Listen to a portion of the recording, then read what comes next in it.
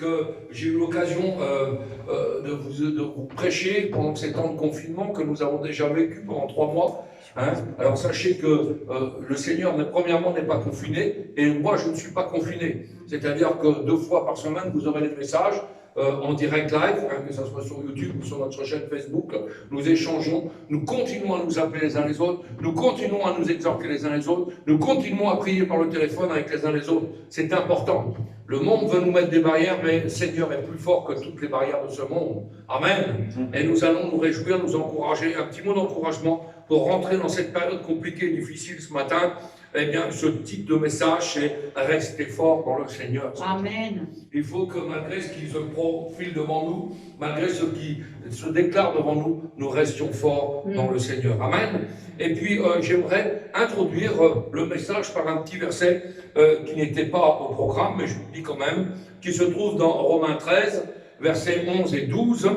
Hein, et il nous dit quoi, Romains 13, versets 11 et 12? Eh bien, il nous dit, c'est déjà l'heure de vous réveiller du sommeil. Amen. Car maintenant, le salut est plus près de vous que lorsque nous avons cru. La nuit est très avancée. Et oui, la nuit autour de nous est très avancée. Et le jour s'est approché. Quel jour? Le jour de l'enlèvement d'Église, le jour où nous allons voir la gloire de Dieu. Amen. Amen. Rejetons donc les œuvres des ténèbres et revêtons les armes de la lumière ce matin. Amen. Amen. Nous ne sommes pas n'importe qui, nous sommes des chrétiens, nous avons eu des conseils, nous avons eu des directions, nous avons des directives. Hein, vous savez, quand je lis ce panneau en face au-dessus du baptistère, c'est « Allez, faites de toutes les nations des disciples, les baptisant au nom du Père, du Fils et du Saint-Esprit ». C'est quelque chose de merveilleux. Et nous devons, et bien plus que tout, plus que jamais, accélérer le processus, malgré que nous soyons confinés. Rien ne vous empêche de témoigner, rien ne vous empêche de communiquer l'amour de Dieu que vous avez reçu. Alléluia. Alléluia. Et puis ce matin, eh bien, cette petite réflexion m'emmène à autre chose, parce que parler du royaume, c'est bien. Hein. Vous savez, il y a plus de 57 versets dans la Bible qui parlent du royaume, et un seul petit verset attire mon regard, et me tient un petit peu en haleine. Et regardez ce verset, c'est dans Acte 14, verset 22. Hein. Regardez bien ce que dit ce verset. Fortifiant l'esprit des disciples, les exhortant à persévérer dans la foi, et disant que c'est par beaucoup de tribulations qu'il nous faut entrer dans le royaume de Dieu. Amen. Ne croyez pas que tout est cuit. Beaucoup de chrétiens s'endorment un peu sur leur laurier, sont dans le canapé de la grâce. Bien sûr que le Seigneur, eh bien, il nous a fait grâce, bien sûr que nous sommes encore dans cette période de la grâce, mais demain, il va falloir faire attention parce qu'il va falloir être prêt, et il y a des conséquences. N'oubliez pas ce verset qui nous dit « Seuls les violents s'emparent du royaume de l'Éternel ». Ça veut dire qu'il faut se faire violence à nous-mêmes, mais aussi eh bien, qu'on va rentrer dans des choses compliquées. Vous savez, le peuple de Dieu a ses épreuves, et les épreuves font une partie de notre lot quotidien. Elles avaient été déjà préparées d'avance pour nous dans le Dernier Testament en Christ. Regardez la patience de Job, par exemple. Vous pourrez lire ça chez vous. Souvenez-vous d'Abraham, car il a eu ses épreuves aussi. Et par la foi, malgré ses épreuves, il devint le père de la foi. Quelque chose de merveilleux. Alors, puisque la tribulation est ainsi le chemin des enfants de Dieu, ils ont la consolation de savoir que leur maître l'a traversé avant eux.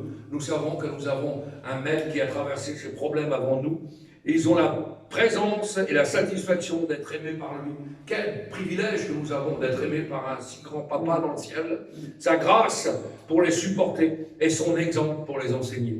Alors il nous faudra passer par beaucoup de tribulations pour savoir, eh bien, atteindre ce royaume, hein, gagner ce royaume, mériter ce royaume. Vous savez, beaucoup de pasteurs prêchent la grâce, c'est merveilleux, hein, Jésus sauve, Jésus guérit, Jésus bénit, il n'y a pas de problème. Mais quand on prêche la sanctification, ça paraît plus compliqué aux yeux de certaines personnes. Ah, il est dur le frère, il est dur le pasteur. Non, c'est la parole de Dieu qui est ainsi faite. Il y aura un temps pour la grâce et un temps pour le jugement. Est-ce que nous sommes prêts ce matin? Bien, nous allons voir, nous encourager de rester forts dans le Seigneur. Amen. Ce matin, la Bible nous dit que Jésus revient bientôt. Alléluia. Et tous ces merveilleux versets qui nous disent que Jésus revient bientôt, nous n'avons pas besoin d'être chrétiens pour comprendre. J'ai beaucoup d'inconvertis qui me téléphonent pour me poser des questions. Beaucoup de gens qui veulent s'approcher de Dieu à travers les tribulations que nous vivons.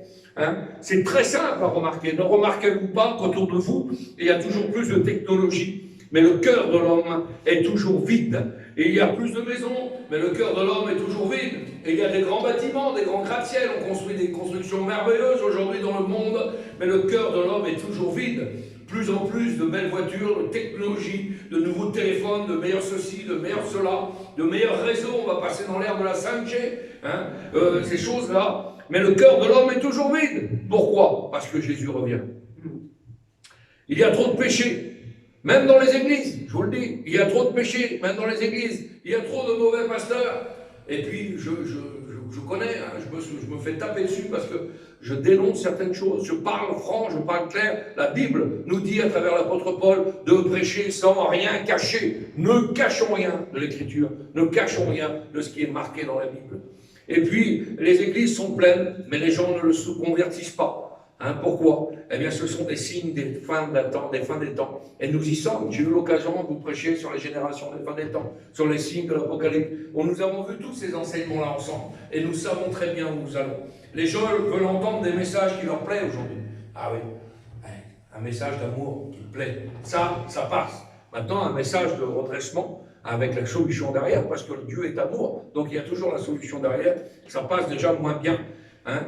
La vérité devient rare, le pur évangile devient rare. Et ça aussi, ce sont des signes des temps de la fin.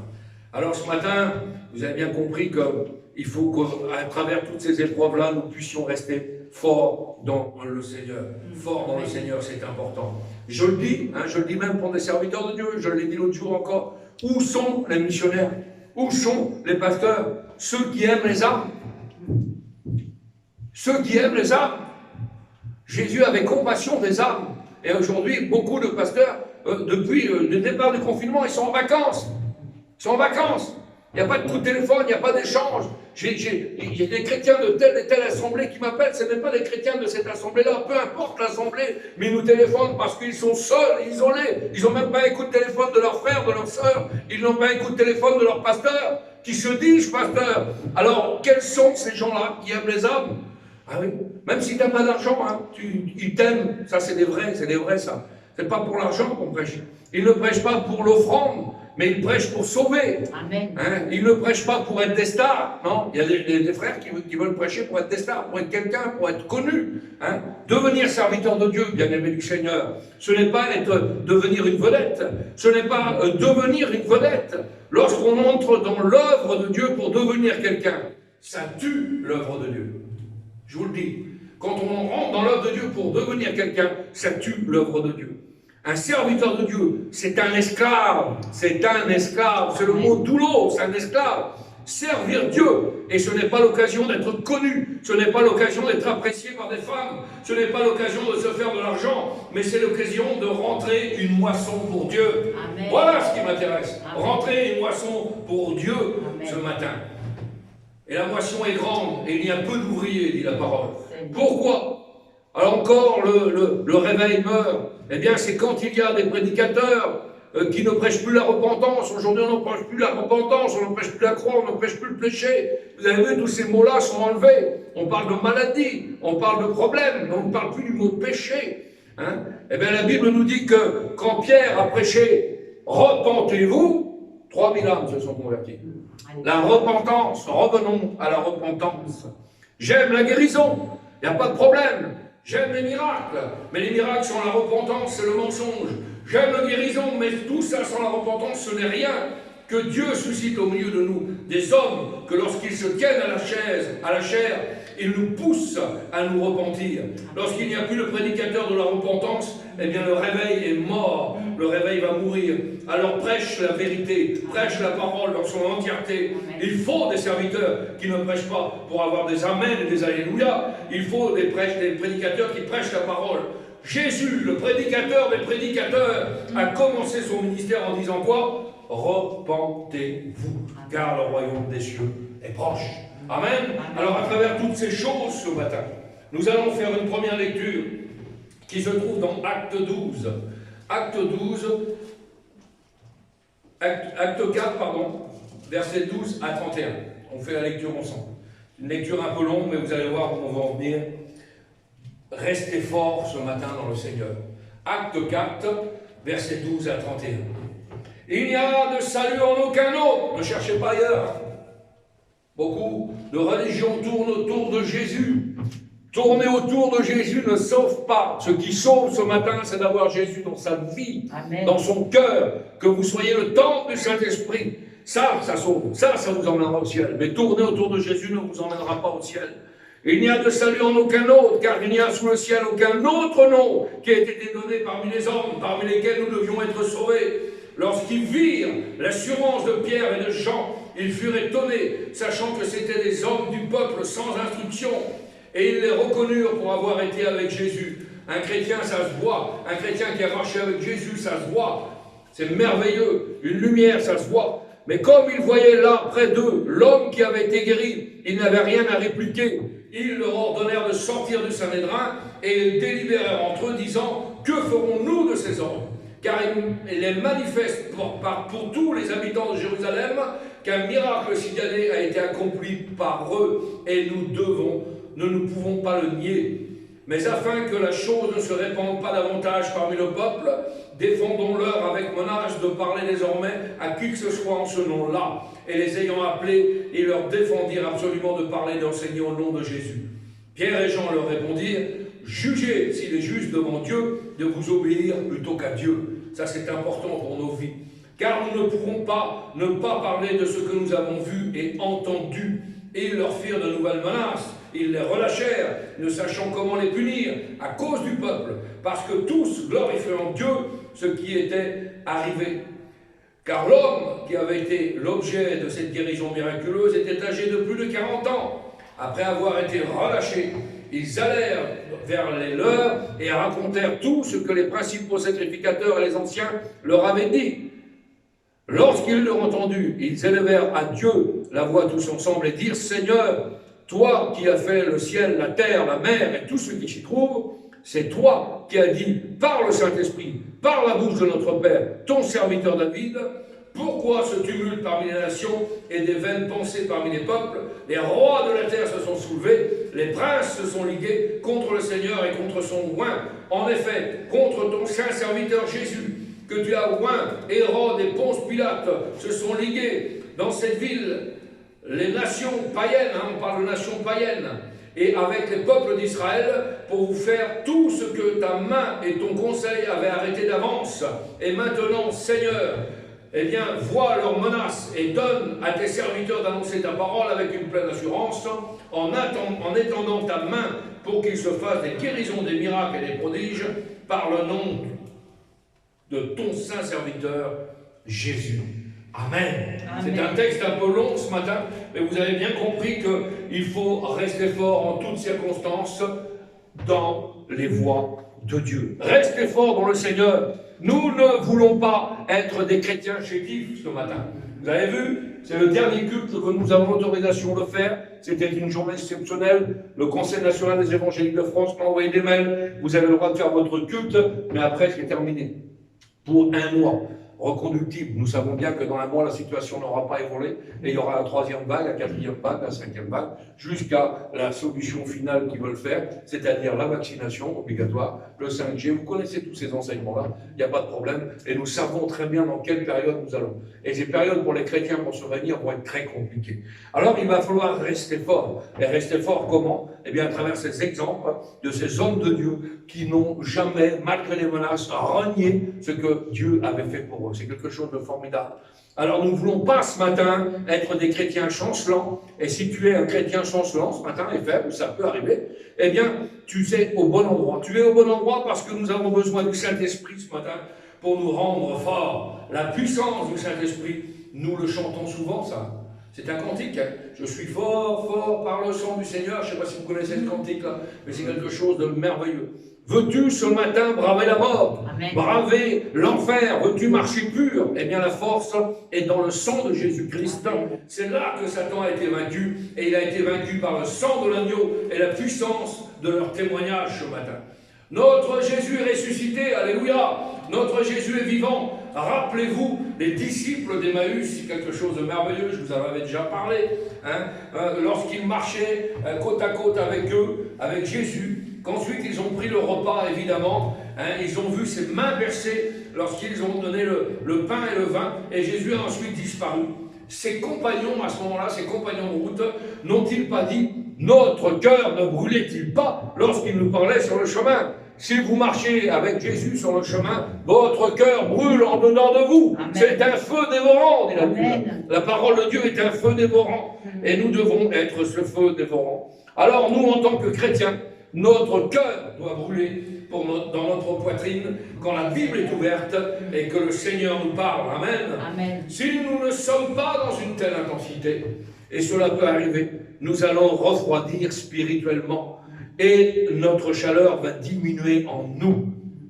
La Bible dit, puisses-tu, Seigneur, bénir les bouillants?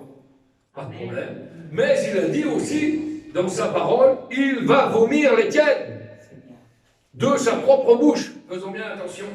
Et ces disciples d'Emmaüs se sont dit l'un à l'autre, regardez, notre cœur ne brûlait-il pas pendant qu'il nous parlait en chemin? C'est quelque chose de merveilleux. Quand Jésus est à côté de vous, que vous sentez sa présence, vous ne le voyez pas, mais vous ressentez cette présence dans votre vie, dans votre maison, dans votre caravane, dans votre appartement, qu'il est à côté de vous, vous le sentez quand vous priez, quand vous l'invoquez, qu'il est à côté de vous, votre cœur brûle. C'est une brûlure merveilleuse. Je prie ce matin que la parole de Dieu soit cette brûlure dans votre âme et que vous puissiez brûler pour votre Seigneur Jésus-Christ. Alléluia. Ceux qui ont goûté la puissance de Dieu, ceux qui ont goûté la puissance du Saint-Esprit, prient et savent la signification du mot brûler pour notre Seigneur. Amen. C'est là, c'est dans notre cœur, c'est présent, c'est quelque chose que l'on ne peut pas décrire. C'est comme une marmite prête à exploser. Hein? C'est quelque chose de puissant dans votre intérieur. Retenir la lumière qui veut sortir par vos yeux. Hein? Les yeux sont éclaboussants de lumière. Vos oreilles sont remplies d'attente en écoutant la parole de Dieu. Votre pain de vie descend littéralement du haut pour nourrir votre âme. Vous êtes affamés de cette parole merveilleuse. C'est pour ça que la parole de Dieu dit, fait de l'Éternel des délices. Quand nous continuons, hein, je regarde les petits jeunes là, qui ont la Bible, ça me réjouit mon cœur. Pourquoi? Parce que c'est là, c'est au pied dans la Bible que nous allons chercher les meilleurs remèdes. Quand nous tournons les pages, nous avons toujours la solution à tout. C'est le guide merveilleux de toute une vie. C'est une instruction merveilleuse. Et quand nous faisons de l'Éternel des délices, nous dévorons, méditez-la jour et nuit, dit la parole de Dieu. Méditez-la jour et nuit. Ah, c'est pourquoi l'homme ne vivra pas uniquement de pain naturel, mais de toute parole qui sort de la bouche de l'Éternel. Alléluia. Amen. Vous savez, nous ne jouons pas à l'Église. Nous sommes l'Église de Dieu. Nous sommes persécutés, nous sommes sauvés, nous sommes victorieux, nous sommes en train de marcher vers la ville céleste. Et nous voulons devenir forts et rester forts dans le Seigneur ce matin. Amen. Vous avez vu le texte que je vous ai lu en premier dans les Actes? Lorsqu'ils virent l'assurance de Pierre et de Paul, les religieux furent étonnés. Ah, d'où ça leur vient? Est-ce que nous sommes capables d'étonner ceux qui nous entourent? Est-ce que nous sommes capables de susciter l'intérêt de ceux qui nous entourent? La Bible dit que nous sommes le sel de la terre. Le sel, ça donne du goût. Je ne sais pas, mais quand vous êtes au régime strict, sans sel, le manger n'est pas pareil. Hein. La saveur du repas n'est pas pareille. Mais quand vous salez quelque chose, ça donne du goût et ça donne soif, le sel. C'est quelque chose de merveilleux. Donc nous avons soif de la parole et nous avons besoin de ce goût. Hein. Ils les reconnurent, vous savez, d'où ça leur vient. Ils les reconnurent pour avoir été avec Jésus. Quelqu'un qui marche avec Jésus, ça se voit. Vous avez vu, même quand Pierre a renié Jésus, hein, quand il est passé devant cette pauvre femme, hein, elle a dit, toi, assurément, toi, assurément, toi, tu étais avec ce Nazaréen. On ne peut pas ne dire non. C'est quelqu'un qui marche avec Jésus, ça se voit, ça se ressent. C'est au plus profond de ses entrailles. Ça se voit. Un chrétien, ça se reconnaît. C'est quelque chose de merveilleux. Si vous êtes avec Jésus, si vous côtoyez Jésus, si dans la semaine vous parlez à Jésus, à ce moment-là, une force vous est communiquée. La puissance du Saint-Esprit sera sur votre cœur. Alléluia. Jésus a dit aux disciples, avant de remonter au ciel, qu'est-ce qu'il leur a dit? Vous recevrez de la puissance, vous recevrez de la force, vous recevrez de la dynamisme. Le mot force et puissance en grec, c'est dynamisme. C'est dynamite, hein, ça fait le mot dynamite en français. C'est le mot théologie grecque, c'est dynamis en grec. Donc on a retiré le mot dynamite. Vous recevrez de la dynamite quand le Saint-Esprit surviendra sur vous. vous serez dynamité. Amen. Alléluia, gloire à Dieu. On est dynamité. Notre cœur ne brûlait-il pas quand il nous parlait en chemin? C'est quelque chose de merveilleux. Hein, ces deux disciples là, hein, quand ils marchaient, notre cœur ne brûlait-il pas en chemin? Ici, ils ont prié après avoir été menacés et après avoir passé au cours de justice religieuse qui les a rejetés, peut-être même humiliés. Vous savez, les gens veulent nous humilier, ils veulent nous rejeter. C'est la vie d'un chrétien, ça, aujourd'hui. Vous avez vu, c'est dur. Les chrétiens sont persécutés dans le monde, à travers le monde. On a la mission en Inde, on ne peut pas y aller parce qu'actuellement c'est très compliqué. Il y a des menaces des autorités, il y a des menaces de différentes ethnies, il y a des menaces par rapport à la religion musulmane. Il y a plein de menaces qui se font comme ça dans le monde. Et aujourd'hui, eh bien, le chrétien est persécuté. Vous avez vu les jours qu'on vit, il y a un attentat tous les jours. Et on va rentrer dans un processus où ça va être de plus en plus compliqué pour nos vies. Alors, notre cœur ne brûle-t-il pas pendant qu'il nous parlait en chemin? Oui. Alors, ils ont prié après avoir été menacés, après être passés en cours de justice religieuse. On les a rejetés, on les a peut-être même humiliés. Ils se sont retournés vers les leurs et ils ont prié. Et ensemble, ils ont élevé la voix. Ô Seigneur, quelle sorte de Dieu? Eh bien, celui qui a créé les cieux, le ciel et la mer, et tout ce qui s'y trouve. La Bible est bien précise. Quel Seigneur il prie? Ah Dieu, quel Dieu il prie? Celui qui a créé les cieux, le ciel et la mer, et tout ce qui s'y trouve. Ils ont parlé à ce Créateur, et ils ont parlé des menaces des hommes, et ils ont tendu la main pour qu'il se fasse des miracles, des prodiges et des guérisons. Et il est dit, vous avez vu le texte qu'on a lu en départ, il est dit qu'ils élevèrent la voix à Dieu, tous ensemble. Amen. Amen. Tous ensemble. Ce qui fait la force du caractère d'un chrétien, c'est d'être ensemble. Un chrétien qui est isolé, un chrétien qui est éloigné, un chrétien qui est abandonné sur le bord de la route et en danger vulnérable. Vous avez vu? Je regarde des reportages animaliers des fois. D'accord? La Bible dit que Satan rôde comme un lion rugissant, cherchant qui va dévorer. Vous avez déjà vu les lions, les techniques des lions pour attraper quelqu'un dans un troupeau? Eh bien, il cherche la personne chétive, le petit jeune, celle qui est malade, ou celle qui s'éloigne, qui n'est pas attentive et qui ne reste pas avec les siens. Vous avez vu, dès qu'on s'éloigne de la bergerie, dès qu'on s'éloigne, on est en danger. Et on est isolé. Satan sait très bien faire ça. Il nous isole sur un côté, et à ce moment-là, il a le libre choix de nous dévorer. Vous comprenez ça? Il faut rester ensemble. C'est rester fort dans le Seigneur. C'est quelque chose. Il est bon d'élever la voix à Dieu tous ensemble ce matin, en louant et en adorant. Pourquoi? Parce que la Bible dit que Dieu règne au milieu, siège et règne au milieu des louanges. C'est quelque chose de merveilleux. La Bible dit que celui qui loue le Seigneur, regardez bien ce que dit ce petit verset merveilleux, celui qui loue le Seigneur, c'est le vivant. Il y a des chrétiens qui ne louent jamais Dieu. Mais la Bible dit que celui qui loue le Seigneur, c'est le vivant. Celui qui a la vie va louer. Il va glorifier le Seigneur. Et il y a beaucoup trop d'églises où l'on ne prie pas de cette manière-là. Il y a beaucoup trop d'églises, quand on rentre à l'intérieur, on rentre comme dans un cimetière, pardonnez-moi, mais c'est mort à l'intérieur. C'est vide, tout est dans l'ordre. C'est certain, dans un cimetière, tout est dans l'ordre. Les allées sont numérotées, tout est numéroté, tout est classé, mais il n'y a rien qui se passe, vous comprenez? Tout est bien ordonné, oui, mais ils sont tous morts. Et nous avons des exemples dans des églises des fins des temps. Quand vous devez entrer dans un endroit où il y a de la vie, cela ne veut pas dire qu'il y a du désordre. Il ne faut pas mélanger non plus, parce qu'il y a des excès dans les deux côtés. Alors oui, quand vous rentrez dans un endroit où il y a de la vie, cela ne veut pas dire qu'il y a du désordre, mais cela veut dire qu'il y a de la vie. La vie est là. La vie de Christ est là. C'est quelque chose de merveilleux. Ça ne veut pas dire qu'il y a une vie désordonnée. Non, il y a la vie de Christ, la vie et du Saint-Esprit dans cet endroit. La vie est là, vous la sentez, c'est la palpitation, il y a quelque chose qui est là, l'esprit est là, et vous vous dites, donnez-moi-en. Ah oui, vous êtes jaloux sur vos voisins qui reçoivent plus que vous. La Bible dit que ta coupe déborde ce matin, que ta coupe déborde, et que quand ça déborde, eh bien ça arrose volontairement ceux qui sont autour de toi. Notre coupe doit déborder, on doit déborder du Saint-Esprit, on doit être rempli du Saint-Esprit. Mais plus que d'être rempli, continue à déborder et à déborder. C'est comme ça que l'onction tombe sur tous ceux qui nous entourent. Pourquoi?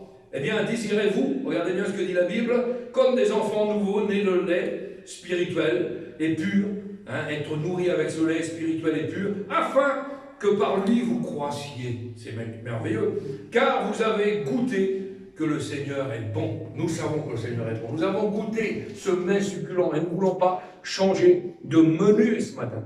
Nous ne voulons pas rester dans l'état où on est. Nous ne voulons pas rester dans l'état végétatif où nous sommes. Nous voulons grandir spirituellement. Nous voulons être semblables à des jeunes lions. Ah oui, je le dis, des jeunes lions.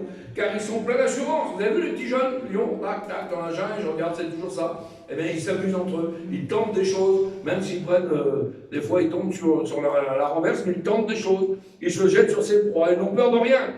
Eh bien, laissez-moi vous dire ce matin que le chrétien rempli du Saint-Esprit est semblable à ce jeune lion. Une église qui ne sait pas prier, une église qui ne sait pas louer le Seigneur, une église qui ne sait pas crier vers Dieu, est une église qui ne sera jamais secourue. Jamais une église comme ça ne pourra être secourue. Jamais.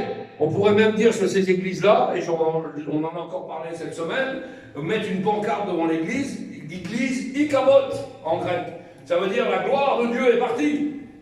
Il y a plein d'églises comme ça. La gloire de Dieu n'est pas là, le Seigneur n'est pas là. Vous regarderez que dans l'église, par exemple, l'église type laodicéenne, toutes les églises comme Laodicée, vous regarderez dans le livre de l'Apocalypse, Jésus frappe à la porte de l'église. Ça veut dire quoi?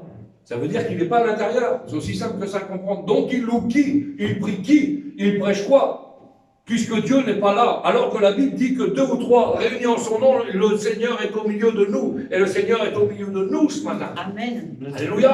Amen. Il n'y a pas besoin d'être 2000 chaises pleines et 2000 cœurs vides. Non, il faut peut-être être 10, 20, 5. Mais le Seigneur est là, présent au milieu de nous. Quand nous louons Dieu, quand nous appelons Dieu, quand nous prions Dieu, quand nous chantons Dieu, le Seigneur est là. Parce qu'il est avec nous. Ah, c'est quelque chose de merveilleux. Alors ne soyons pas comme de ces églises qui sont des églises qui cabotent. Ce qui est arrivé à Israël avec une génération de jeunes sacrificateurs, on va vous donner un exemple concret, totalement muets, des sacrificateurs qui étaient complètement muets, donc ça veut dire des serviteurs de Dieu qui étaient complètement muets. D'ailleurs, même la Bible les appelle des chiens incapables d'aboyer. Rappelez-vous de la prédication « Pleurez pour vos bergers » que vous avez apportée. Il y a des prédicateurs qui mangent pour eux, ils tuent les brebis, ils tondent les brebis pour se nourrir à eux-mêmes. Ceux-là, ils sont muets. La Bible les appelle des chiens muets. Vous imaginez un peu les chiens muets incapables d'aboyer. Alors, oui, ces jeunes sacrificateurs totalement muets, totalement aveugles, tels que le sacrificateur Élie. Alors, à ne pas confondre avec le prophète Élie. C'est 2 choses différentes. Il y a plusieurs Élie. Donc, le sacrificateur Élie, qui n'est pas le prophète Élie, pas confondre. Lorsque ça a été le cas, cette grande bataille, Israël a été totalement vaincu. Parce qu'il dormait. Et la Bible dit que la lampe de l'Éternel était éteinte. Vous imaginez un petit peu, la lampe de l'Éternel était éteinte. Il ne faut pas ce matin que la lampe de l'Éternel soit éteinte. Nous sommes là pour allumer, pour alimenter la lampe du Seigneur et la lampe de l'Éternel. Et beaucoup d'églises qui sont marquées Ikabot, la gloire de Dieu est partie, il n'y a pas de lampe, la lampe est éteinte. Il y a des brumes à l'intérieur des églises. Ça bouge, ça danse, ça chante, pas de problème. Des brumes, il y a des choses de la terre, de la musique de la terre. Ce sont des églises apostates qui seront vomies, dit la Bible, littéralement de la bouche du Seigneur. Important ça. Une église qui ne sait pas prier, une église qui ne sait pas crier, ne sera jamais secourue par le Seigneur. Quand les gens ont appris le secret de la prière, quand ils ont appris le secret, la puissance, la louange, alors Dieu s'est manifesté. C'est ce que nous disent les textes de ce matin. Quand il a su les conditions, quand il a su que les gens se réunissaient, qu'ils se sont mis ensemble, ils ont commencé à louer Dieu, à prier Dieu. Alors Dieu s'est manifesté. Dieu habite, Dieu réside, Dieu vient demeurer ce matin. Dieu reste au milieu des louanges de son peuple. Un peuple qui, au travers de ses persécutions, au travers de ses larmes, au travers, ce matin, de ses pertes, un peuple qui est capable de louer le Seigneur, eh bien, le Seigneur est présent. Amen. Mais quelqu'un qui ne loue plus le Seigneur, un peuple qui ne loue plus Dieu, un peuple qui laisse Dieu dans un placard, où on prend Jésus pour une roue de secours. Vous avez une roue de secours, on n'y pense pas, sauf quand on est crevé. C'est exactement ça, c'est le symbole de la voiture. Je suis crevé, mais j'ai peut-être une roue de secours. Et bien souvent, des fois, comme on n'a jamais été voir la roue de secours aussi, crevé. Ça arrive, quel dommage, le Seigneur n'est plus là. Quel dommage, quel dommage. Alors même si vous avez tout perdu ce matin, Eh bien, laissez-moi vous dire, et je vais vous la répéter cette phrase. Même si vous avez tout perdu ce matin, vous n'avez rien perdu car vous avez encore le salut de Christ dans votre cœur. Amen. Si vous avez tout perdu, vous n'avez rien perdu car vous avez encore le salut de Christ dans votre cœur. Ah oui. Même si je n'ai rien, mais que j'ai Jésus, j'ai tout. Mais si j'ai tout et que je n'ai pas Jésus, j'ai rien du tout. Ah, c'est quand même quelque chose de merveilleux à comprendre. Chrétien, chrétienne, ce matin, ne te décourage jamais. Car Christ a dit, j'ai vaincu le monde. Amen. Prenez courage. La Bible dit, vous aurez des épreuves, vous aurez des ennemis, vous aurez des persécutions. Mais prenez courage, gardez courage.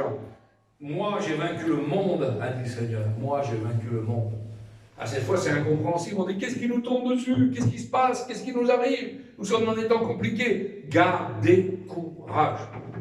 Restez en communion avec le Papa dans le ciel, et ça, tout se passera bien. Que tout ce qui est en moi loue l'Éternel, dit la Bible. Tout ce qui est en moi loue l'Éternel, car l'Éternel n'oublie aucun de ses bienfaits. C'est lui qui t'a sauvé, c'est lui qui t'a sauvé, et c'est lui qui peut te donner le repos la nuit. Amen. On remercie le Seigneur, c'est lui qui te fait rajeunir comme l'aigle.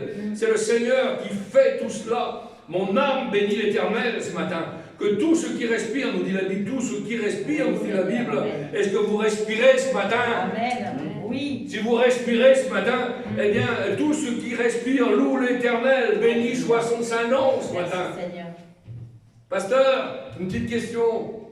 Oui, certains disent, je loue le Seigneur au-dedans de moi. Il y a plein de gens qui sont venus me voir. Oui, mais moi, tu sais, je prie chez moi, je suis au-dedans de moi. Laissez-moi vous dire que quand il y a une abondance de louanges dans votre cœur, alors votre bouche ne peut se contenir. Pourquoi? Parce que c'est de l'abondance du cœur que la bouche parle, dit la Bible. Il est dit dans le passage que nous avons lu, ils élèvent la voix tous ensemble. Il y a malheureusement même des églises qui sont trop confortables matériellement. J'en ai parlé, j'ai été en visiter, j'ai été prêché dans des églises comme ça. Vous savez, gros fauteuil, hein, c'est ce que j'appelle le canapé de la grâce. Ah, on est bien, hein, on est au chaud, dans un coin, on est super, ah, on s'endort tellement qu'on est bien. Et bien, je préfère des églises inconfortables, être assis sur un bout de bois, un billot de bois, ou être assis par terre, dehors, mais autour d'un feu. Hein. Et pourquoi? Eh bien, les églises inconfortables, pourquoi? Parce que dans ces églises-là, le défi du pasteur, c'est pas de prêcher la parole, c'est de réveiller déjà premièrement les membres qui sont à l'intérieur. Oh, vous dormez? J'ai vu ça, moi j'ai vu ça, en allant de droite et de gauche. Il y a des églises comme ça où les gens sont tellement dans un confort spirituel et puis matériel que bon, on est tellement bien. On est bien, c'est une belle église. Ah, c'est tout est à la dernière mode dedans. Hein. Vous comprenez, il y a les grosses moquettes, on ne voit plus les pieds quand on marche, tellement qu'elle est épaisse. Mais c'est pas ça qui compte. Ce qui compte, c'est la puissance de Dieu au milieu de nous. Ce qui compte, c'est la présence de Dieu au milieu de nous ce matin. Oui. Je ne veux pas de ces églises où il n'y a que des vierges folles, mais au contraire des vierges sages, qui attendent, attentifs, et qui font des réserves spirituelles. Amen. Elles prennent des forces en Christ. Pourquoi? Pour aller batailler dans le monde. Et nous devons batailler dans ce monde où nous vivons. Et parler des vertus merveilleuses de ce Sauveur glorieux. Aujourd'hui, trop sont dans des canapés spirituels. Mais ils dorment, et leur cœur est vide. Éphésiens 5, verset 14, regardez bien ce que nous dit ce petit verset merveilleux. Éphésiens 5, verset 14, réveille-toi, toi qui dors parmi les morts. Les chrétiens, normalement, à l'intérieur de l'église, sont joyeux. Hein? On va être joyeux à l'intérieur de l'église. Les problèmes sont dehors, là, c'est bon, ça ne peut pas nous atteindre. On est dans la présence de Dieu. Et dehors, le temps qui fait, la pluie qui tombe, le vent qui souffle, les problèmes qui arrivent sur nous, on les a oubliés à l'extérieur. Puisque quand on est dans la présence de Dieu, eh bien on est concentré sur cette présence-là et on se nourrit de cette puissance qui vient du ciel. Alors nos problèmes sont dehors. Les chrétiens, normalement, à l'intérieur de l'église, sont joyeux. On chante des cantiques et les cœurs sont dans la joie. Trop de chrétiens qui grincent du 1er janvier au 31 décembre. Manque d'huile, comme une porte. Ouais, on l'ouvre. Ça va? Ouais. T'as quelque chose à dire de la part du Seigneur? Bah non. T'as fait l'expérience dans l'année avec le Seigneur? Bah non. Tu pries le Seigneur de temps en temps? Bah et ça se voit, hein. Vous savez, quand j'ai des chrétiens au téléphone, puis je ne dis pas de nom, mais souvent on voit la pratique de la prière. Parce que des fois, moi, je dis tout de suite, allez, on prie le Seigneur ensemble, tout de suite. Tel problème, vas-y, on prie ensemble, mon frère, hein, on prie ensemble. Et je vois bien de l'autre côté que la prière, elle est courte, ou elle est embarrassée, ou on cherche les mots. S'il n'y a pas une maturité spirituelle, vous savez, la prière, c'est la respiration de l'âme. Ça doit être quelque chose de, pas une seconde nature, mais pour un chrétien, devenir une première nature. Quand vous allez à la boulangerie, si je me mets devant la boulangère et que je ne lui demande pas ce que je veux, elle va attendre un moment. Hein. Mais demandez au Père, demandez qu'au Père. Il n'y a pas de règle de prière, il n'y a pas de. Le Seigneur nous a montré une règle de prière parce que ses disciples lui ont demandé comment il fallait prier. Donc il a donné un exemple. Mais aujourd'hui, adressons-nous à Dieu comme nous nous adressons à nos enfants. Ayons un échange naturel avec le Seigneur. Ça, c'est tout à fait logique. Et il y a des chrétiens qui sont bien. Voilà. Alors, des chrétiens qui grincent, eh bien, c'est compliqué. La joie ce matin vient du Saint-Esprit. Amen. Amen. Néhémie 8, verset 10. Regardez bien, la joie du Seigneur sera notre force. Amen. Alléluia. Tu veux savoir qu'est-ce qu'un chrétien fort? Est-ce que vous voulez savoir ce que c'est un chrétien fort? Eh bien, regardez un chrétien joyeux. Alléluia. Si vous regardez un chrétien joyeux, vous allez trouver un chrétien fort. Ah oui. Au contraire, un chrétien triste est un triste chrétien. Souvent, la joie ne peut pas monter en eux comme un puits qui est bouché, parce que souvent le péché bouche ce puits. Ils essayent d'être joyeux, mais la joie n'est pas là. Une joie vraie, une joie authentique, une louange qui monte comme un parfum agréable vers le Seigneur en reconnaissance. La joie du cœur, ah c'est beau ça, la joie du cœur. Il faut s'imaginer notre premier jour de conversion quand le Seigneur a voulu toucher notre cœur, notre vie. Je me rappellerai toujours de ce temps-là où j'ai été converti, où il est venu m'arracher dans les bouts de ce péché, il est venu m'arracher dans les bouts de ce monde. Alors, eh bien, mon cœur est dans la joie. Je suis pardonné, je suis justifié. Amen. Amen. Il n'y a pas de question à se poser une bonne fois pour toutes. La Bible dit que le Seigneur prend nos péchés, les jette au plus profond de la mer, il ne s'en souvient plus. Alors pourquoi tu vas remettre ça à la surface? Pourquoi les gens qui sont autour de toi veulent remettre ça encore sur le tapis? Non, c'est terminé. Si tu es un chrétien né de nouveau, c'est terminé. Bien sûr qu'il y a de la sanctification à faire, marcher de progrès en progrès avec Christ, mais néanmoins, nous sommes justifiés, pardonnés. C'est quelque chose de merveilleux. Alors à travers ces temps, vous avez bien compris, je ne vais pas aller plus loin. J'avais d'autres textes, mais je ne veux pas aller plus loin. Ce que je veux vous dire, faire comprendre ce matin, c'est qu'à travers ces temps où nous allons être enfermés chez nous, ces temps où nous allons être isolés, pas dans nos familles, mais isolés de nos frères et sœurs en Christ, eh bien, nous voyons que ces temps-là vont être pour certains compliqués. Et moi, je veux vous encourager à travers ces temps qui vont venir à rester fort dans le Seigneur, à prendre des forces dans le Seigneur. C'est pour ça, et je l'ai dit dimanche dernier, puisque j'ai prêché, exhortons-nous les uns les autres. C'est une ordonnance de la Bible. Hein. Chez Daniel, j'ai prêché, exhortons-nous les uns les autres. Nous devons, en dehors de l'Église, eh bien, quand on a un moment de blues, un moment de vague à l'âme, un moment qui ne va pas, prendre le téléphone, appeler un frère ou une sœur et prier au téléphone. On n'a pas besoin de raconter sa vie. On prie au téléphone, on s'encourage au téléphone, on partage ensemble et on se réjouit ensemble. C'est ça l'Église primitive. C'est ça l'Église qui fonctionne. C'est une Église qui prie. C'est une Église qui se met à genoux. C'est une Église qui avance. Et on avance comment? Par la prière. Il y a des chrétiens qui ne prient pas. C'est triste, là.